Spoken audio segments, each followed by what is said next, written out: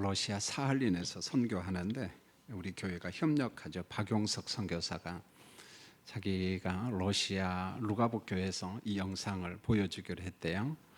제가 보니까 참 은혜가 돼요. 그러면 우리 교회에서 나도 영상을 보여주겠다 그 마음으로 이렇게 영상을 보여드렸습니다. 아마 제가 맥주감사절 설교 안 해도 오늘 영상 안에 내용이 전부 다 요약되어 있습니다. 오늘 설교 그만할까요? 그래도 말씀을 전해야죠. 여러분, 우리가 존경하는 이사야 선지자가 그 시대 경고 말씀을 합니다. 이사야 경고 말씀을 보면은 남쪽 유다를 향하여 북쪽 이스라엘을 또 예언을 하죠. 보면은 아수리아를 의존하지 말고 애굽을 의존하지 말고 전적으로 하나님만 의존하라. 그렇게 계속해서 예고 말씀을 합니다. 그런데 경고 말씀 가운데 보면은 이사야 62장 8절로 9절에 보면은 내가 다시는 내 곡식을 내 원수들에게 양식으로 주지 아니하겠고 내가 수고하여 얻은 포도주를 이방인이 마시지 못하게 할 것인즉 오직 추수한 자가 그것을 먹고 나 여호와를 찬송할 것이요, 이런 말이 나와요. 여러분, 이 말씀은 반대로 해석을 해야 돼요. 역설적으로. 그게 무슨 말인가 하냐면은, 여러분, 우리가 농사를 짓고 결국은 추수를 하잖아요. 그런데 농사를 짓고 추수한 것을 당사자가 먹는 게 당연하잖아요. 그런데 그런 일이 없고 원수들과 타인들이 가지고 갈 것이다, 그들이 먹을 것이다, 이런 일이 생길 것이다 라고 지금 이사야 선지자가 하나님의 백성들에게 경고를 하고 있습니다. 우리가 이 말씀만 놓고 보면은 목사님 그런 일이 있습니까? 여러분, 그런 일이 많습니다. 다른 나라 말고 우리나라 역사 가운데 정말 아픔의 역사잖아요. 일본 강점기 때 지금도 그저 무슨 반도체 어떤 부분을 한국에 수출한다 안 한다 아주 참 기분 나쁘잖아요. 보면은요, 이상하게 그 아베라고 하는 사람만 나오면 목회자인 저도 그저 가슴이 벌렁벌렁거리고 뭐 저런 사람이 다 있어, 이런 마음이 들거든요. 사실은요. 여러분, 우리가 일제 36년 때 정말 이야기하고 싶지 않지만은 일본이 우리나라에 수탈해 간 그 쌀, 곡식, 광산의 어떤 광물 얼마나 많은지 몰라요. 일본이요, 우리나라에서 쌀을 갖다가 언제부터 수탈했냐면 1912년부터 수탈해 갑니다. 자, 이걸 놓고 한 주간 우리 최윤식 목사님하고 김태영 목사님이 자료 조사를 했어요. 그 자료 굉장히 많아요. 그걸 제가 다 이야기할 수는 없습니다만은 1912년부터 우리 백성들이 생산한 쌀을 갖다가 수탈해 가기 시작하고요. 드디어 1937년도쯤 오면은 어느 정도 수탈해 가냐면은 쌀 생산량의 37%를 일본이 자기 나라로 가져갔습니다. 여러분, 100 중에 37을 가져갔다는 게, 그러면 우리나라 백성 어떻게 먹고 살아요? 그러다가 1939년도에 식량 공급제와 공출제를 실시를 하고 드디어 1940년도에는요 대한민국에서 생산하는 전체 생산량의 쌀과 잡곡, 그러니까 이 잡곡까지 이제 가지고 가는데 60% 이상을 공출해 갑니다. 수탈해 가요. 여러분, 대한민국 백성들이 먹고 살 양식이 없어요. 여러분요, 애써서 농사를 지었는데 쌀농사, 잡곡농사 수확하고 나니까 일본 사람들이 군량 및 공출이라고 해서 전부 다 수탈해 가버렸어요. 정말 어렵게 살았습니다. 여러분, 이사야 선지자 경고의 말씀이 괜한 소리가 아니에요. 추상이 아니라는 말입니다. 현실 속에 얼마든지 나타날 수가 있다는 거예요. 사랑하는 성도님들, 2019년도 우리가 수고한 만큼 우리 가족이 먹고 살았다, 먹고 마셨다. 여러분, 정말 하나님의 축복이고 하나님 앞에 감사거리입니다. 우리가 한 달을 살고 1년을 살면서 그래도 적자가 아닌 흑자 인생을 산 것 자체가, 대한민국 자체가 은총이에요. 여러분 가정 자체가 하나님의 귀한 은혜 받은 겁니다. 물론 일부 가운데에는 적자 인생을 살면서 어려움을 겪는 사람도 아마 있을 것입니다. 자, 오늘 우리가 2019년도 맥주감사절을 맞이하면서 도대체 맥주감사절의 의미가 뭐고 이 속에 담겨진 복음적인 정신이 뭔가? 여러분, 맥주절은 문자적인 의미는 그겁니다. 밀과 보리를 수확하고 하나님 앞에 감사하는 절기입니다. 출애굽기 23장 19절에 보면은요, 내 토지에서 처음 거둔 열매의 가장 좋은 것을 가져다가 너희 하나님 여호와의 전에 드릴지니라, 이렇게 말합니다. 여러분, 처음 거둔 열매 이 정도만 해도 좋아요. 그런데 성경에서 강조한 것은 뭐냐? 너의 토지에서 처음 거둔 열매, 이렇게 말했어요. 여러분, 땅에서 거둔 열매, 이게 무슨 말일까요? 하나님의 신비한 진리가 이 속에 담겨져 있어요. 저는 지금도요, 농사 지을 때 땅에다가 우리가 씨앗을 뿌리잖아요. 그럼 싹이 나고 열매가 맺잖아요. 그런데 왜 땅 속에만 들어가면 싹이 나고 열매가 맺는지 잘 모르겠어요. 그런데 여기에 누구의 걸작품이에요? 하나님의 작품이라는 거예요. 심지어 우리가 창세기 2장을 보면은 사람을 무엇으로 빚었다고 나와요? 흙으로 빚었다. 놀라운 겁니다.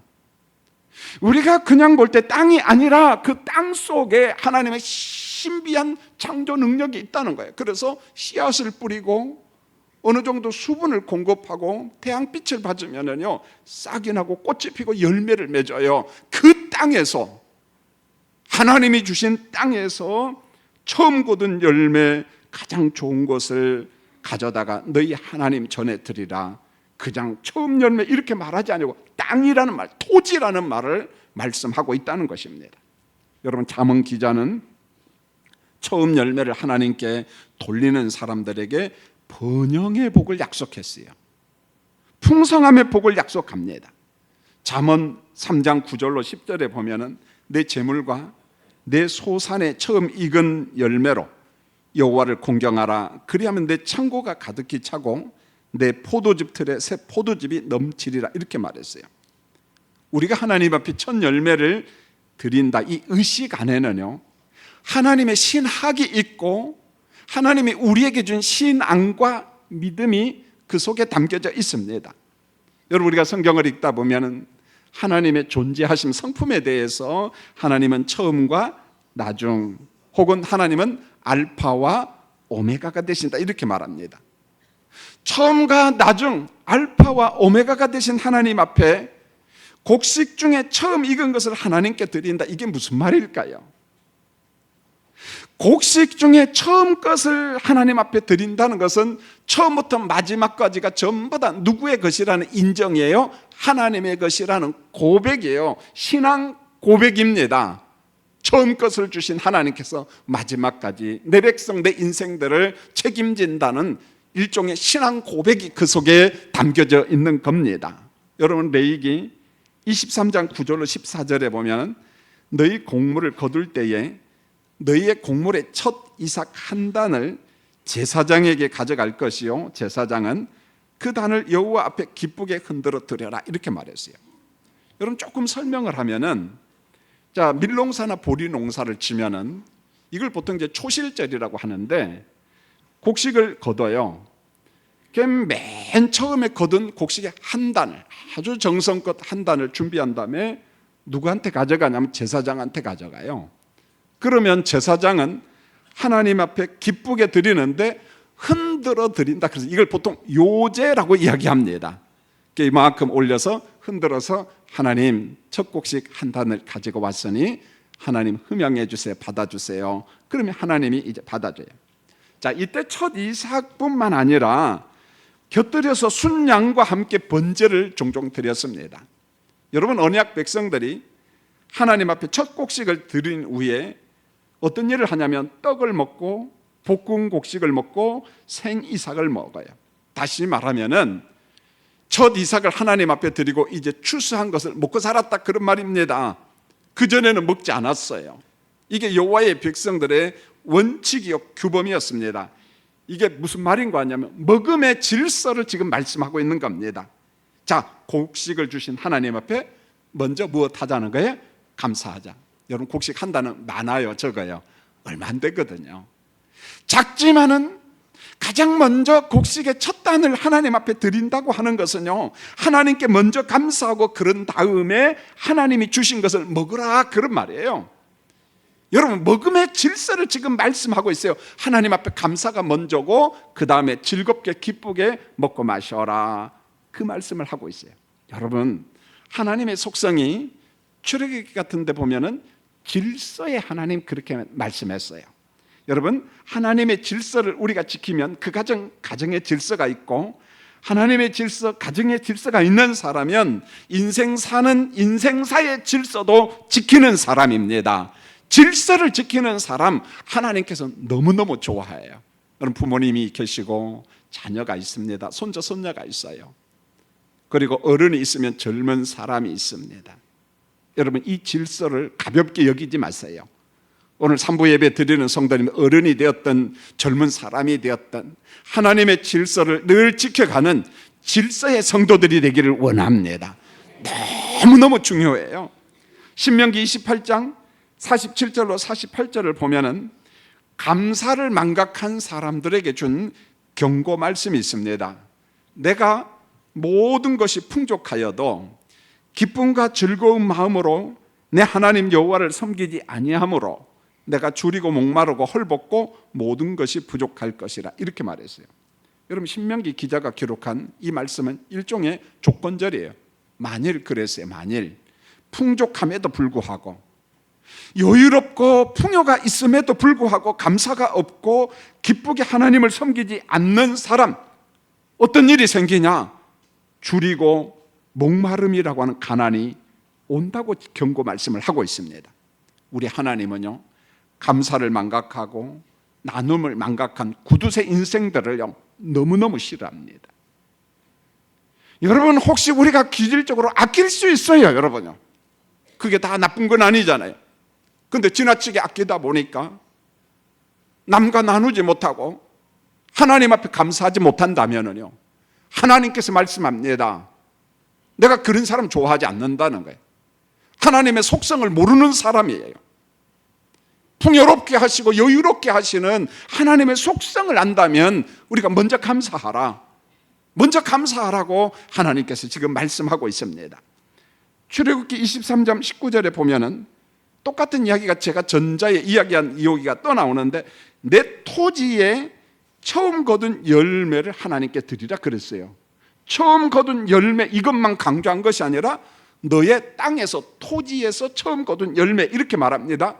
그러면서 레위기 25장 23절에 보면은 토지는 다 내 것이라, 이렇게 말했어요. 땅은 전부 다 누구 것이라고요? 하나님의 것이라. 여러분, 이게 무슨 말인 거 하냐면은, 여러분 창세기 1장을 보세요. 전능자 하나님께서 우주와 우리가 사는 지구를 창조했어요. 삼라만상 모든 피조물을 창조했습니다. 여러분, 하나님의 창조를 믿는다면, 우주 창조를 믿는다면, 지구 창조를 믿는다면은 근원적으로 땅, 지구는 누구의 것이에요? 누구의 것입니까? 하나님의 것입니다. 여러분요, 우리가 살고 있는 땅은 우리 것이 아니에요. 땅을 창조하신 하나님의 것입니다. 그렇다면은 내가 집 짓고 살고 농사 짓고 살고 내가 상가를 만들고 살지만은 그 땅은 본래는 누구 것이에요? 하나님의 것인데, 하나님의 것을 우리가 잠시 동안 어떻게 하는 거예요? 빌려 쓰는 거예요. 잠시 동안 임대해서 쓰는 거예요. 땅 주인은 누구예요? 하나님이십니다. 이게 성경에서 말씀한 땅의 원리입니다. 이게 땅의 원리라는 거예요. 그러므로 하나님의 땅에 살고 있는 성도들이 가질 마음이 있는데, 토지에서 나는 산물을 가지고, 땅에서 나는 산물을 가지고 하나님 앞에 먼저 감사하고 이웃과 나누는 사람이 되라. 우리 하나님께서 그렇게 말씀하고 있어요. 여러분, 성경을 읽다 보면은 특별히 구약 성경에 많이 나오고 예수님의 산상교훈에도 있는데, 그 혼자만 먹고 사는 극단적 지주 제도를 하나님은 참 싫어합니다. 왜냐하면은 땅이 하나님의 것이고 그 땅을 백성들, 사람들에게 임대, 빌려준 거예요. 농사 잘해서 잘 먹고 잘 살아라. 그리고 하나님께 또 감사하라. 그리고 이웃과도 나누라 그랬는데, 하나님도 모르고 이웃도 모르고 자기밖에 몰라. 이걸 일컬어 바알 숭배라고 하는 거예요. 이걸 일컬어 지주제도라고 이야기하는 겁니다. 온통 모든 게 자기 거라는 거예요. 여러분, 하나님께서 너무너무 싫어합니다. 자, 그러면은 목사님, 반강제로 빼앗아서 나누라는 말입니까? 여러분, 성경에 그런 말 없어요. 여러분, 남의 것을 빼앗아 강제로 분배하는 것은요, 무신론적 유물사가 아닌 공산주의 사상입니다. 사회주의 사상입니다. 여러분, 공산주의는 하나님의 존재를 인정하지 않아요. 하나님의 창조 사건이나 이 모든 것을 거부합니다. 사유재산을 거부합니다. 그러면은 성경에서 말씀한 나눔은 무슨 말이냐면은 성령이 주신 나눔, 성령과 십자가가 주는 은혜의 나눔. 여러분, 공산주의식 나눔이 아니에요. 강제로 빼앗아 가지고 그저 공평하게 분배한다고 나누어주는, 여러분, 그게 복음적인 거 아니에요. 성경적이지 아닙니다. 사도행전 4장 32절을 보면은 믿는 무리가 한 마음과 한 뜻이 되어 모든 물건을 서로 통용하고 자기 재물을 조금이라도 자기 것이라고 하는 이가 하나도 없더라, 이렇게 말했어요. 여러분, 여기 보니까 믿는 무리가 한 마음과 한 뜻이 돼요. 이 믿는 무리는 누구냐면 성령 충만한 사람이에요. 십자가로 충만한 사람입니다. 하나님의 은혜를 몽땅 받은 사람이 옆에 있는 가난한 사람, 어려운 성도들이 보여요. 먹을 양식이 없습니다. 그래서 그들에게 필요를 나누어 줬습니다. 여러분, 초대교회 성도들이 나눈 것은 성령이 주신 감동에서 출발한 나눔이라는 거예요. 그러나 여기에서 한 가지 성경의 역사를 아셔야 되는데, 사도행전 4장에서 주신 성령의 나눔, 이게 얼마 못 가요. 보통 우리가 학자들이 10년 못 간다고 봅니다. 그래서 아나니와 삽비라 사건을 보면은 나눔을 했는데, 그죠? 자원적 나눔이면 좋은데 반절을 좀 숨겨두고 전부 다 하나님 앞에 드린 것처럼 거짓말하다가 베드로한테 혼나잖아요. 여러분, 언제 베드로가 반강제로 가져오라 그랬나요?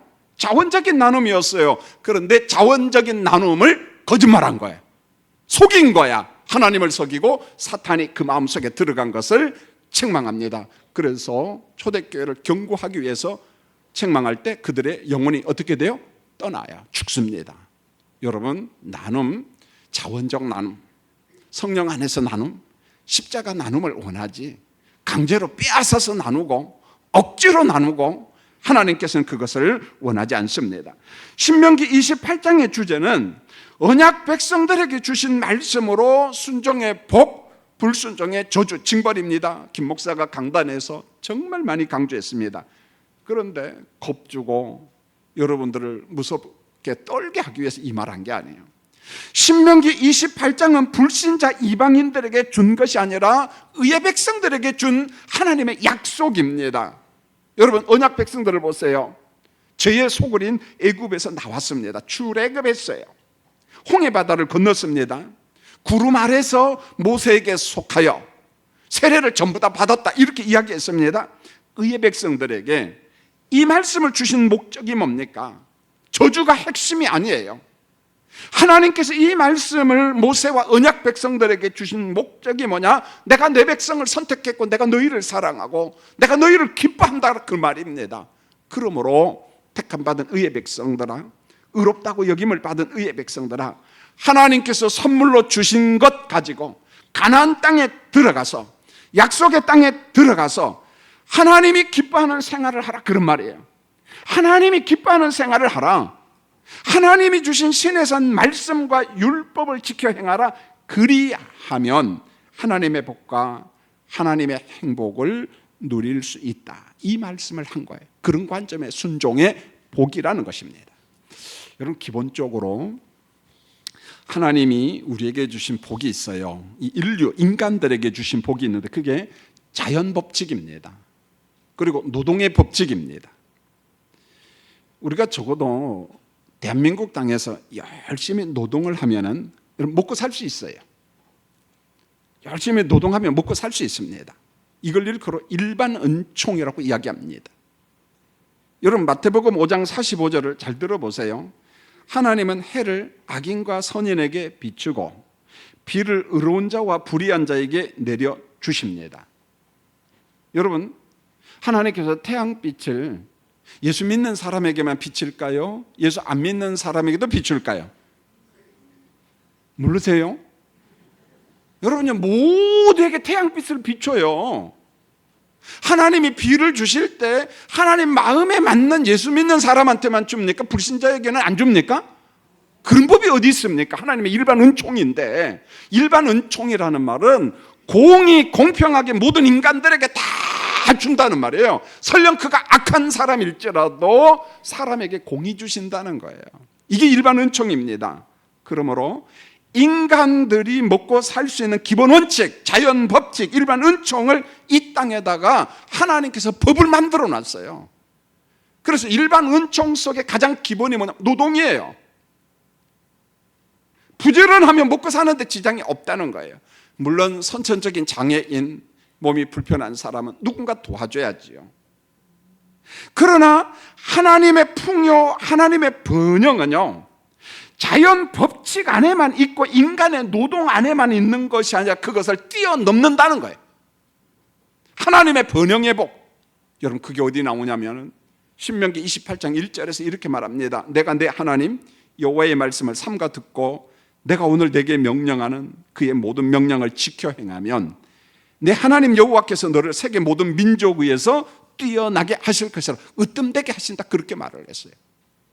여러분, 여기에서 핵심은 뭐냐면은 여호와의 말씀을 삼가 듣고 내가 오늘 내게 명령하는 그 모든 명령을 지켜 행하면 내 하나님 여호와께서 너를 세계 모든 민족에 뛰어나는 으뜸되는 복을 주겠다, 이렇게 말씀했어요. 하나님의 약속의 말씀을 지키라는 거예요. 그 안에 하나님의 약속이 복이 있다는 말씀입니다. 할렐루야. 그 안에 하나님의 약속이 복이 있다는 거예요. 여러분, 본문 12절을 한 번 더 보세요. 하나님이 주신 복 중에 때를 따라 비를 내리시는 복이 있다, 이렇게 말했어요. 때를 따라, 이 말은 적절하게, 가장 적절하게 하나님께서 필요에 따라 비를 주신다는 거예요. 여러분, 가나안 땅에는 두 종류의 축복의 비가 있습니다. 하나는 이른 비고 하나는 늦은 비입니다. 여러분, 이른 비는 뭐냐면은 이제 막 싹이 나잖아요. 그럼 빗물이 참 필요하잖아요. 우리가 물을 공급해야 되잖아요. 그래야만이 이 싹이 자라고 꽃이 피잖아요. 그 다음에 하나는 늦은 비가 있습니다. 이제 곡식이 막 익어갈 때 가장 필요한 게 또 뭔 줄 아세요? 물입니다, 여러분요. 성도님들, 옛날 어른들이 쌀 농사 짓고 추수할 때, 야, 이게 정말 참 좋다. 그런데 타작을 하고 방앗간에서 찢는데 쌀이 자꾸만 뽀개져요, 깨져요. 그럼 상품성이 있을까요? 없습니다. 왜 그런 줄 아세요? 농사가 잘 되는데 마지막 추수하기 얼마 전에 물이 필요합니다. 적정선에 수분이 공급이 되고 일조량이 좋으면은 이 쌀이 참 좋아지거든요. 상품이 있거든요, 상품성이. 그런데 늦은 비가 없으면은 수분이 공급이 안 되면은 그대로 말라. 그래서 나중에 다 깨지는 겁니다. 여러분, 이른 비와 늦은 비라고 하는 말은요, 하나님이 농사 짓는 사람에게 주시는 최고의 축복입니다. 순종하는 백성에게 약속하신 복이 뭔 줄 아세요? 여호와께서 너를 위하여 하늘의 아름다운 보고를 여시사 내 땅에 때를 따라 비를 내리시고 내 손으로 하는 모든 일에 복을 주시리니, 때를 따라 여러분의 땅에 무엇을 내리시고? 비를 내리시고. 본문 12절은 비유입니다, 비유. 여러분, 하늘에 하나님께서 재밌는 말을 해요. 물창고가 있대요. 물창고, 보물창고가 있어요. 근데 그 물창고, 보물창고에는 뭐가 가득 차 있냐면 물이 가득 차 있습니다. 그래서 그 물창고, 보물창고에서 때를 따라 필요할 때 언제 어디서든지 하나님께서 적절한 비, 이른 비와 늦은 비를 내려서 농사 잘 짓도록 하겠다는 것입니다. 그런데 만일 하나님의 백성이라고 하면서 우상 숭배하는 자들에게는 하나님께서 하늘의 물창고 문을 싹 닫아버려요. 이게 무슨 말입니까? 자연 법칙을 누가 통제한다는 거예요? 하나님이 통제하고 있다는 거예요. 일반 은총도 누가 통제합니까? 하나님이 통제한다는 말입니다. 자, 하늘의 물창고에서 물이 내려오지 아니하면은 그 결과로서 어떤 일이 벌어지냐면은 신명기 28장 23절로 24절에 보면은 내 머리 위에 하늘은 놋이 되고 그 다음에 내 아래의 땅은 철이 될 것이며 여호와께서 비 대신에 티끌과 모래를 내 땅에 내리시리니 그것들이 하늘에서 내 위에 내려 마침내 너를 멸하리라. 제가 설명을 할 테니까요, 여러분 한번 들어보세요. 여러분, 비가 없는 하늘은 막 태양이 막 내리쬐는 하늘은 놋덩이처럼 끓는 불가마라는 거예요. 너무 뜨거우면. 그러면은 땅은 쇳덩이처럼 굳어가지고 쫙쫙 갈라져요. 논농사 져봤죠? 다 갈라집니다. 거북이 등처럼 땅이 갈라집니다. 그런 다음에 대신에 하나님께서 뭘 보내냐면은 아프리카와 지중해를 통해서 오는 시로크 바람이라는 게 팔레스틴 땅에 옵니다. 이거 오면 농사 끝장납니다. 시로크 바람이 오면은요, 단순히 바람만 부는 것이 아니라 거기에는 항상 모래가 섞여 와요. 그럼 이 모래가 어디서 하면 사하라 사막 같은데 아프리카에서 와요. 그래서 지중해를 건너서 가나안 땅까지, 팔레스틴 땅까지 옵니다. 비가 내려야 되는데 뜨겁지요. 시로크 바람 속에 모래가 있어요. 모래가 농사 짓는 곡식위에 다 내리면 농사가 어떻게 돼요? 망한다는 겁니다. 망한다는 거예요. 여러분, 이 말씀을 하고 있는 겁니다. 하나님의 백성들이 여호와의 말씀을 따라서 살면 이른 비와 늦은 비, 적당한 비, 축복의 비를 주지만은 그들이 우상 숭배하고 여호와 앞에 불순종하면은 아프리카의 시로크 바람을 통해 가지고 모래바람을 내려서 농사를 망하게 하겠다는 하나님의 심판 예고가 오늘 말씀에 있는 겁니다. 자, 그러나 말씀을 지켜 행하면은 12절 하반절을 보세요. 내가 많은 민족에게 꾸어질지라도 너는 꾸지 아니할 것이요. 13절입니다.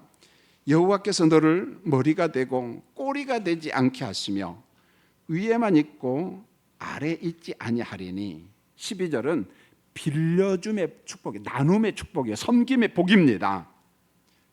하나님의 말씀에 순종하는 내 백성들에게 풍요의 복을 준다는 하나님의 의지적인 선언이에요. 이웃 나라에 빌려줄 정도의 풍성함을 주신다는 복입니다. 빌려줄 정도. 여러분 13절을 보세요. 머리와 위, 이게 뭡니까? 명예와 존귀함의 복이에요. 으뜸되는 복이에요. 그런데 반대 이야기가 나오잖아요. 꼬리와 아래는 비천함을 상징하는 것입니다.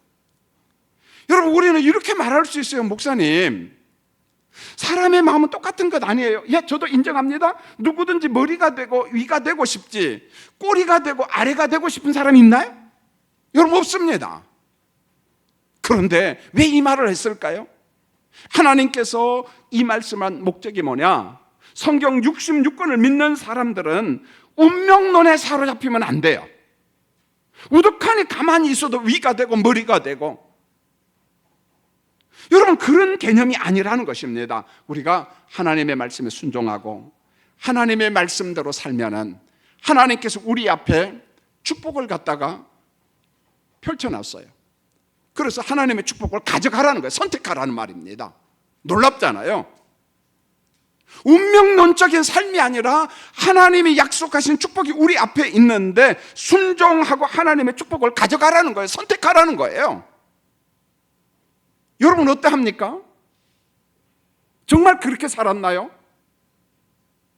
어느 때는 우리가 게을러서, 어느 때는 우리가 하나님의 말씀을 거부하고 하나님의 방법을 선택지 않고 우리 나름대로의 방법으로 살다 보니까 하나님의 축복을 선택하기보다는 반대로 갈 때가 참 많아요. 여러분, 반대로 갈 때가 너무 많다는 거예요. 여러분, 빌려주는 복, 머리가 되는 복의 근원이 뭐냐, 근거가 뭐냐? 오늘 14절에 잘 보세요. 내가 오늘 너희에게 명령하는 그 말씀을 떠나 자로나 우로나 치우치지 아니하고 다른 신을 따라 섬기지 아니하면 이와 같으리라. 하나님의 말씀, 길, 도를 떠나지 않고 순종하는 백성들에게 땅의 소산을 빌려주고 나누고 섬기는 풍성함의 복을 머리가 되는 복을, 존귀함의 복을 내가 내 백성에게 주겠노라고 하나님께서 신명기 말씀을 통해서 오늘 우리에게 말씀하고 있어요. 한 번은 그리스에서 배를 타고 공항에 가고 이제 이스탄불을 걸쳐서 한국에 들어오려고 하는데, 선교사님하고 친구 목사님하고 저하고 서 있는데 어느 건물 밑에서 한 사람이 꾀죄죄하게 걸어와요. 그게 뭐라고 이야기하냐면 이게 먹을 것 좀 주라는 거야. 배도 고프고. 그래서 우리는 집시인인 줄 알았어요. 우리 선교사님이 당신은 어디서 왔습니까? 방글라데시에서 왔대. 방글라데시. 그러니까 경제난민이에요. 경제난민. 여러분, 일반 난민보다도 그리스나 유럽에 가면 경제난민, 너무 가난해서 먹고 살기 위해서 몰래 들어온 사람들이 참 많다는 거예요. 일반 난민이 아니에요. 그래서 주저주저 하다가 돈을 얼마나 줄까, 가급적이면 못 주게 합니다. 사실은요. 냉정해서가 아니라 그게 체질화가 되면은 그냥 평생 거주로 사는 거예요. 참 이 구제라고 하는 게 정말 조심스럽거든요.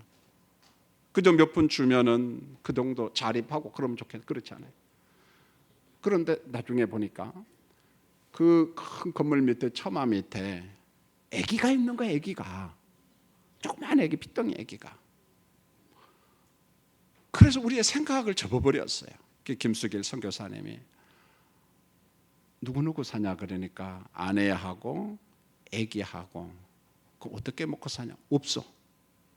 그러니까 막 쓰레기통도 뒤지고, 그리고 사람들 보면은 구걸해서 먹고. 근데 옛날 같지 않고 이 경제 난민들에게 잘 안 주거든요. 보면은요.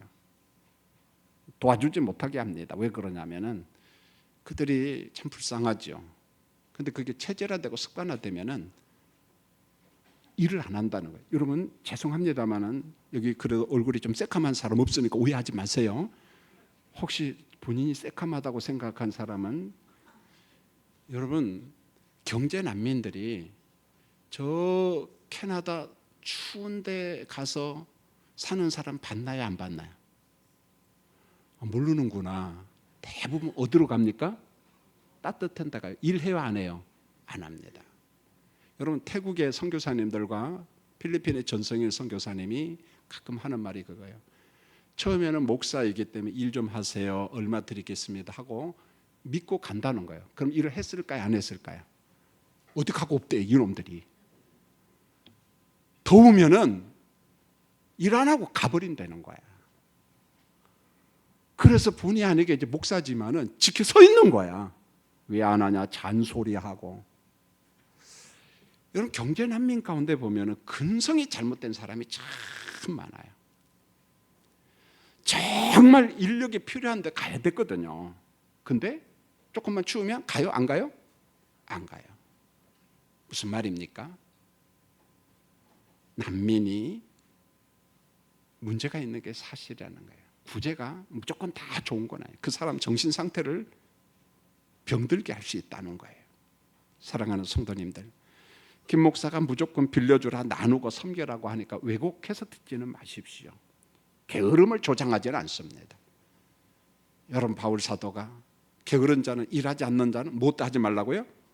먹지도 마라. 여기서 조심할 것은 선천적 장애인은 죄입니다. 일하고 싶어도 온몸이 장애이니까 일할 수 있어요?